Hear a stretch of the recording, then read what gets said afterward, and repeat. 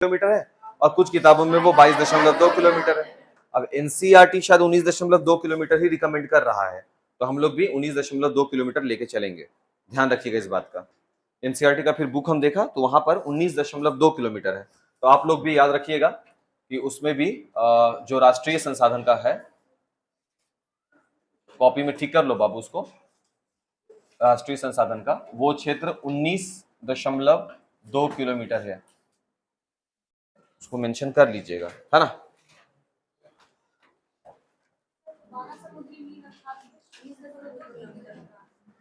जाहिर सी बात है कि जब वो 22.2 नहीं हो रहा है तो वो 19.2 रिकमेंड कर रहा है ना, तब 19.2 कीजिएगा ना, इसमें कैसा बात हुआ।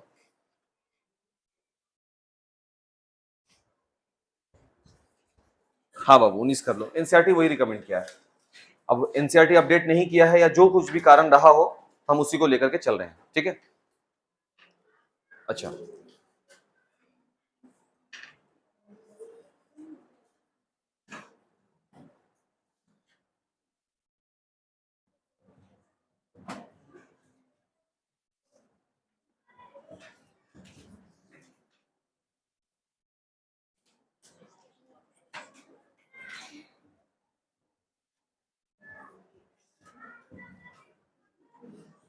देखो बाबू, एक प्रश्न ये है कि किन परिस्थितियों में कोई निजी संसाधन राष्ट्रीय संसाधन बन जाएगा।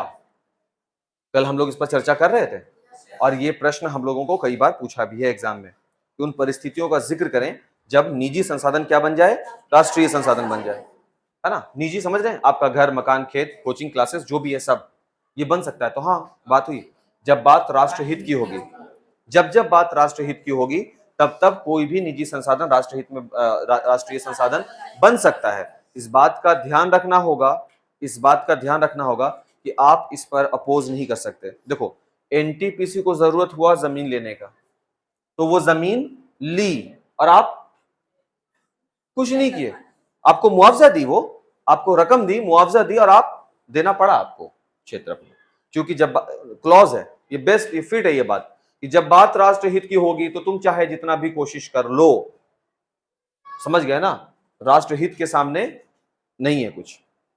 क्लियर बात, यही बात अभी हम आपको लिखवाएंगे। सही है, चलिए सही है। एक और प्रश्न लिखेंगे, एक और प्रश्न लिखेंगे, सतत पोषणीय विकास क्या होता है।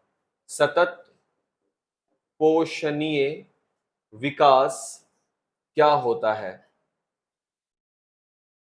क्या होता है, क्वेश्चन मार्क। सतत पोषणीय विकास क्या होता है,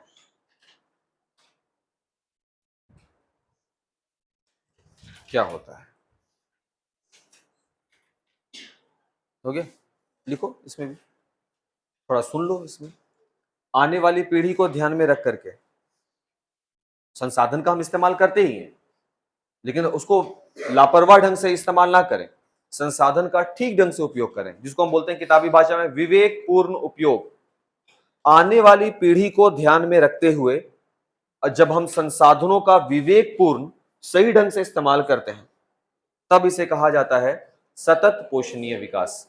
कि आप इस्तेमाल भी कर रहे हैं चीजों का और इस बात को ध्यान में रखते हुए कर रहे हैं कि भाई ये संसाधन जो है ये निकट भविष्य में बनने वाले तो है नहीं, संभव नहीं है कि बन जाए, सही है ना। तो क्यों ना हम इसका कुछ इस प्रकार से इस्तेमाल करें कि जो आगे आने वाली पीढ़ी को भी उपलब्ध रह सके, सही है ना बात। बस वही बात हम आपको लिखवाएंगे। संसाधन हुआ नहीं करते, संसाधन हुआ नहीं करते बल्कि बना करते हैं, बना करते हैं। इस कथन का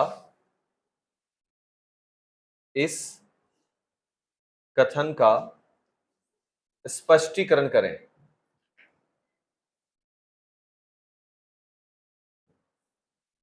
संसाधन हुआ नहीं करते बल्कि बना करते हैं, इस कथन का स्पष्टीकरण करें। बना करते हैं, ये कथन किसका था जी, मैं आपको याद रखना है ऑब्जेक्टिव्स के लिए भी, और कथन को स्पष्टीकरण करना है, मतलब कि क्या ये कथन सही है, सही है तो आपको कैसे मालूम कि ये कथन सही है, कैसे लग रहा है आपको, आपको अपना तथ्य रखना होगा। तो जवाब क्या दें? राजस्थान में बालू पड़ा हुआ है, सही है ना? जरा सोच के देखो, अभी 1 टिलर बालू का दाम कितना है बाबू? 8,000 के आसपास। अगर राजस्थान वाला बालू यहां आ जाए तब कुछ हद तक तो लगता है कि कमेगा। क्वांटिटी अगर बढ़ती है तो जाहिर सी बात है दाम घटता है ना, तो घटेगा दाम, ऑब्वियस सी बात है। तो राजस्थान में जो बालू पड़ा हुआ है वो फिलहाल संसाधन नहीं है, लेकिन अगर हम उसका इस्तेमाल करने लग जाएं अपने काम के लिए, सही है ना? नदी घाटी परियोजना नाम सुने हैं, पता नहीं या नहीं सुने? सुने हैं ना? ठीक है, हटाओ, नहीं सुने तो भी कोई बात नहीं है, अब सुन लेंगे। जियोग्राफी पढ़ ही रहे हैं, इसमें सुन लेंगे, इस चैप्टर में आगे मिलेगा हम लोग को। नदी गुजर रही है तब कोई दिक्कत नहीं है, वो संसाधन नहीं है, गुजर रही है तो कोई नहीं है, लेकिन अगर हम उसको बहुउद्देशीय बना दें, सिंचाई, मछली पालन, बिजली उत्पन्न, तब वो संसाधन बन जाएगा, तब वो संसाधन कहलाएगा। क्या ये शुरू से संसाधन था? नहीं था। पत्थर, 2 पत्थर पड़ा हुआ था, उसको ऐसे आपस में टकराया गया और आग की उत्पत्ति होती है। पत्थर तो शुरू से रहा था क्या, लेकिन दिमाग ही नहीं था मेरे पास, फिर पत्थर से हम आग जलाना शुरू कर दिया, संसाधन बन गया, क्योंकि अब हम उसका इस्तेमाल करने लगे। लकड़ी वगैरह पहले से सूखा पड़ा हुआ रहा होगा, बाद में उसी आग से हम उस लकड़ी को जलाना शुरू कर दिए होंगे, तो सूखी लकड़ी भी संसाधन बन गई होगी। शुरू से था, ये प्रकृति हमको दे चुकी है, बस हम इसका इस्तेमाल नहीं कर रहे थे। जब हम इसका इस्तेमाल करने लगे तो वो संसाधन बन गया। समझ में आ रहा है बात? यही तो कथन है। देखिए तो, संसाधन होते नहीं है, बना करते हैं। जब हम उस चीज का इस्तेमाल करने लग जाते हैं, उपयोग करने लग जाते हैं, तब संसाधन बनते हैं। ठीक? हाँ, जैसे यहां पर बैठे हुए बहुत सारे लोगों का दिमाग भी संसाधन अभी नहीं हुआ है, इस्तेमाल जो नहीं हो रहा है ना, जिस दिन इस्तेमाल होने लग जाएगा संसाधन बन जाएगा। ठीक है ना? हाँ, चलिए लिखिएगा। देखो कि जिमरमैन के अनुसार, ठीक, प्रश्न लिखिएगा बाबू, संभाव्य संसाधन किसे कहते हैं? संभाव्य संसाधन किसे कहते हैं?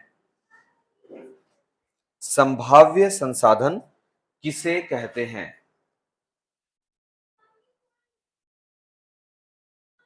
संभाव्य संसाधन किसे कहते हैं?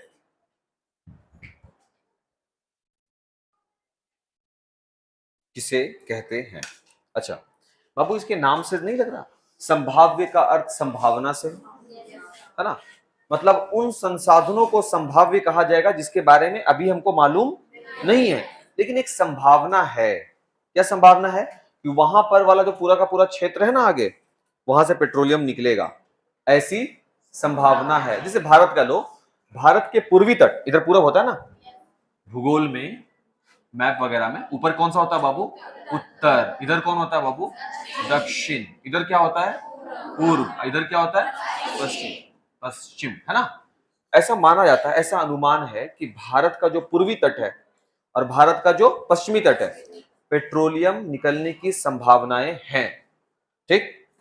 अच्छा, इसके अतिरिक्त भी असम, हिमाचल प्रदेश, राजस्थान, इन सब क्षेत्रों से भी पेट्रोलियम निकलने की संभावनाएं हैं। देखो, संभावनाएं हैं, संभाव्य में आ गया, और क्या निकलने की संभावनाएं हैं? पेट्रोलियम एक उपयुक्त संसाधन है ना? ऐसे संसाधनों को संभाव्य संसाधन कहते हैं। समझ गए ना? जो अभी मेरे पास नहीं है, लेकिन अनुमानता, एक उम्मीद है, एक संभावना है कि ये प्राप्त होंगे। भारत का जिक्र आया था, कहां कहां? भारत का पूर्वी तट और पश्चिमी तट, ध्यान रखेंगे, पूर्व की तरफ, पश्चिम की तरफ, और उसके अतिरिक्त 3 और जगह का नाम आया, असम, हिमाचल प्रदेश, राजस्थान। ध्यान रखेंगे, ध्यान रहेगा ये चीज। ठीक है? हाँ, आप, मेरा पर्सनल ऐसा बिलीफ है कि अगर अभी से याद करते चलते हो ना, हमेशा शुरू से याद करते चलो, अंत में जाके कभी दिक्कत नहीं होगा, बड़ा मजा आएगा पढ़ने में। और अगर आप इसको छोड़ देंगे, हर चैप्टर में 19-20 क्वेश्चन होगा बाबू, और एक दिन जब होगा कि पहला अध्याय का टेस्ट होगा सोशल स्टडी, तो जब सोशल स्टडी पहला अध्याय होगा तो इतिहास में 16 क्वेश्चन, 15 क्वेश्चन पहला चैप्टर में। आपका जियोग्राफी में कितना क्वेश्चन हो गया बाबू? 5 हो गया, 8-9 क्वेश्चन हो जाएगा जियोग्राफी में भी, समझ गए ना? और उसके बाद पॉलिटिकल में कितना क्वेश्चन गया था? 11, 15, 15-16 क्वेश्चन गया उसमें, है ना। इकोनॉमिक्स में 8-10 क्वेश्चन जाएगा बाबू, और डिजास्टर मैनेजमेंट में 3-4 क्वेश्चन जाएगा बाबू। समझ गया ना। अब बोलोगे इतना इतना टेस्ट होगा, इतना इतना पूरा किताब का टेस्ट होता है एक दिन में, एग्जाम पूरा किताब रहता है। उसका स्ट्रेटेजी बस एक है। अब उसका क्या नियम है, शुरू से ही याद करो। टीचर पढ़ा रहा है, आज ही लिखवाएगा, आज ही पढ़ाया 5 क्वेश्चन, आज ही इसको याद कर लो, कभी दिक्कत नहीं होता है। और शुरू में ही अगर छोड़ देते हो कि नहीं इसको एक बार में आराम से एक दिन बैठेंगे, मुहूर्त निकाल करके उस दिन बैठ के याद करेंगे, तो मुहूर्त वाले दिन बड़ा मुश्किल होता है याद करना, बहुत भारी लगेगा उस दिन। हाँ बाबू, पूरा उस दिन आप पढ़ ही नहीं पाएंगे। दिमाग को जैसे ही पता चलेगा ना कि बहुत ज्यादा टेंशन होने वाला है पढ़ने के लिए, वो आपको तरह तरह के कामों में उलझाना शुरू कर देगा। थोड़ा देर गाना सुन लेते हैं ना, फिर बैठ के पढ़ेंगे, यकीन मानो, फिर तुम बैठ के थोड़ा देर गाना सुनोगे, ठीक। अभी तो 8 बजे है ना, 9 बजे से पढ़ेंगे आराम से, 9:30 हो गया, अब पढ़ते हैं। अरे क्या पढ़ेंगे, तो हम बता रहे हैं ना, हम बता रहे हैं आपको, ये है, ये सिस्टम है, ये ऐसा होता है। और आप जो है ना बाबू, अब 8वां 9वां के स्टूडेंट नहीं है, समझ गए ना, जहां टहलते घूमते पढ़ाई हो जाएगा और जैसे भी चला, नहीं। अब आपको पढ़ाई करनी होगी, नहीं भी मन है तब भी पढ़ना होगा। ये तो हो गया है संभावित संसाधन। चलिए टॉपिक आगे बढ़ाते हैं, आज खत्म करके घर जाएंगे आज हम लोग। लिखिएगा बाबू प्रश्न, विश्व शिखर सम्मेलन, विश्व शिखर सम्मेलन 1972, विश्व शिखर सम्मेलन 1972 की क्या विशेषताएं थीं?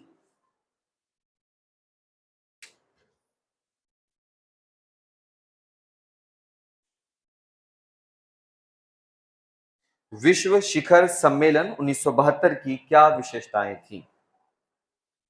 ठीक। अब जो विश्व शिखर सम्मेलन है, ये हुआ था स्टॉकहोम में। कब हुआ था वो आपको मालूम है, 1972। और पर्यावरण संबंधित बातें हुई थी, पर्यावरण को कैसे साफ रखना है, ढंग से रखना है, पर्यावरण ज्यादा दूषित ना हो, ये सब टॉपिक पर बात हुआ। और कहां हुआ, किताब में मेंशन है नाम, स्टॉकहोम। स्टॉकहोम, फिर सवाल था सर स्टॉकहोम कहां है, ये बता दीजिए। तो शायद आप नाम सुने होंगे स्वीडन का, क्लियर हो गया बात। तो स्वीडन की राजधानी है शायद स्टॉकहोम, ठीक है ना, आप इसको गूगल कर लेंगे, स्वीडन की शायद राजधानी है, क्लियर हो गया बात, स्टॉकहोम उसका नाम है। तो हम ये कहेंगे कि पर्यावरण से संबंधित तथ्यों के एनालिसिस के लिए, थोड़ा बात विचार के लिए, विश्व के प्रमुख देश एक जगह इकट्ठा हुए थे, वो था 1972। कहां इकट्ठा हुए थे, स्टॉकहोम, ये कहां है, स्वीडन में है। यहां तक बात क्लियर हो गया। और पर्यावरण से संबंधित बातें हो रही थी, और 5 जून को मनाते हैं क्या पर्यावरण दिवस, 5 जून को मनाते हैं। वहीं जाकर के ये निर्णय लिया गया कि अब से प्रत्येक वर्ष 5 जून को पर्यावरण दिवस मनाया जाएगा। दिवस मनाते क्यों है, याद के लिए, ताकि कुछ काम उस दिन कम से कम चर्चा तो हो पर्यावरण से संबंधित। चर्चा जितना ज्यादा होगा, लोग उतना ज्यादा अवेयर होंगे। अवेयर का मतलब होता है जान पहचान, लोग समझेंगे तो पर्यावरण जैसा भी कोई चीज है। समझेंगे तो बाबू 50 लोग सुन रहे हैं, उसमें से 1 लोग भी पेड़ लगा लेंगे, बहुत बड़ी बात है, बहुत बड़ी बात है। 100 लोग में से अगर 10 लोग भी प्लास्टिक का यूज कम कर देते हैं, बहुत बड़ी बात है। 100 में 100 लोगों को अगर आप लेक्चर दे रहे हो और 100 लोग में से पूरे के पूरे लोग प्लास्टिक संबंधित चीजें दूर हो जाएं, ये तो असंभव सा लगता है ना। कम से कम 10 लोग भी अगर आपकी बात को मानते हैं, हर साल ये चीज हो जाए 10-10 लोग, तो बेहतर सोसाइटी बन सकता है। क्या गलत बोल रहे हैं, लिखेंगे इसमें, प्रथम पृथ्वी सम्मेलन कब हुआ, लिख लिए बाबू प्रश्न, आंसर लिखिएगा बाबू, नाम ध्यान रखेंगे ना, प्रथम पृथ्वी सम्मेलन नाम है ना, लिखिएगा। प्रथम पृथ्वी सम्मेलन, प्रथम पृथ्वी सम्मेलन 3 जून से 14 जून 1992 प्रथम पृथ्वी सम्मेलन 3 जून से 14 जून, 12 दिन हुआ ना, 3 से 14 12 दिन हुआ, ठीक है, हाँ 12 दिन चला था। 3 जून से 14 जून 1992 कॉमा दे दीजिएगा बाबू। ब्राजील के शहर, ब्राजील के शहर Rio de Janeiro, Rio de Janeiro, Rio de Janeiro. Brazil पर जब पुर्तगाल लोगों का अधिकार था, पुर्तगाल नाम सुने हैं पुर्तगाल का? हाँ, तो ब्राजील पर जब पुर्तगालियों का अधिकार था, आधिपत्य था, तो उस समय ब्राजील की जो राजधानी बनाई गई थी वो रियो डी जेनेरो को ही बनाई गई थी। इसलिए आप समझ सकते हैं कि जो राजधानी होता है वो कौन होता है? जो सुप्रीम होता है, चमक दमक सबसे ज्यादा होता है, समझ गया ना? तो उस समय जो ब्राजील का शहर रहा होगा वो कैसा रहा होगा? पूरा तरह से लाइट में, ये रियो डी जेनेरो, ठीक है ना? और फिर कालांतर में चीजें बदली, जब पुर्तगाली चले गए होंगे वगैरह वगैरह, वो बात की बात है। इसको लिखना नहीं है, बस हम ऐसे ही बता दिया थोड़ा सा। खैर, तो पहला पृथ्वी बाबू नाम है पृथ्वी सम्मेलन, तो आप समझ सकते हैं किस टॉपिक पे बात होगा? पर्यावरण। क्या पर्यावरण संबंधित बातें डिस्कशन होगा? तो डिस्कशन कौन करेगा? ताज असलम अकेले बैठ के? पृथ्वी है ना, तो अलग अलग देश के लोग आएंगे। कुल कितने देश के लोग आए? क्या क्या बात याद रखना है? पहला पृथ्वी सम्मेलन कब से कब तक चला? 3 से 14 जून 1992। किताब में सिर्फ लिखा हुआ है रियो डी जेनेरो, लेकिन हम आपको बता दिया ये है कहां? ये ब्राजील में है, सही है? हाँ, और ये शहर है, ब्राजील का एक शहर है ना? कुल कितने देश इसमें भाग लिए थे? सही है बात, देखिएगा। साल के बाद एक बार और मिले सब लोग, जिसको हम बोलते हैं द्वितीय पृथ्वी सम्मेलन। द्वितीय पृथ्वी सम्मेलन 1997 न्यूयॉर्क में। देख लेंगे किताब ऐसे, अगर गड़बड़ रहा तो देख लेंगे। न्यूयॉर्क में मिले। क्या चीज के लिए? समीक्षा करेंगे। 5 साल पहले जो प्लानिंग किए थे कि पर्यावरण को कंट्रोल करना है, जमीन का तापमान नहीं बढ़ना चाहिए, समीक्षा करने के लिए 5 साल के बाद 170 देश थे, है ना? ये लोग फिर से जमा हुए। तृतीय पृथ्वी सम्मेलन क्या था? लिखोगे, यह सम्मेलन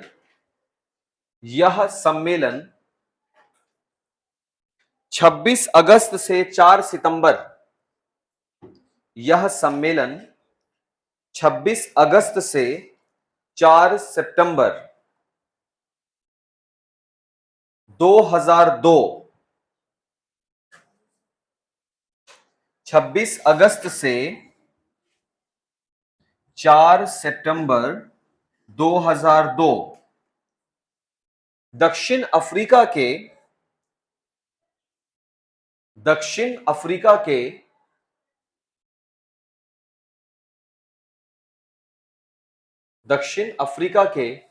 जोहान्सबर्ग, यहां लिख दिए हैं, दक्षिण अफ्रीका के जोहान्सबर्ग में हुआ,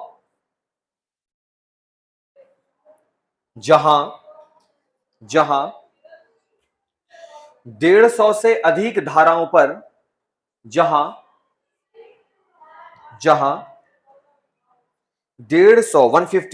150 से अधिक धाराओं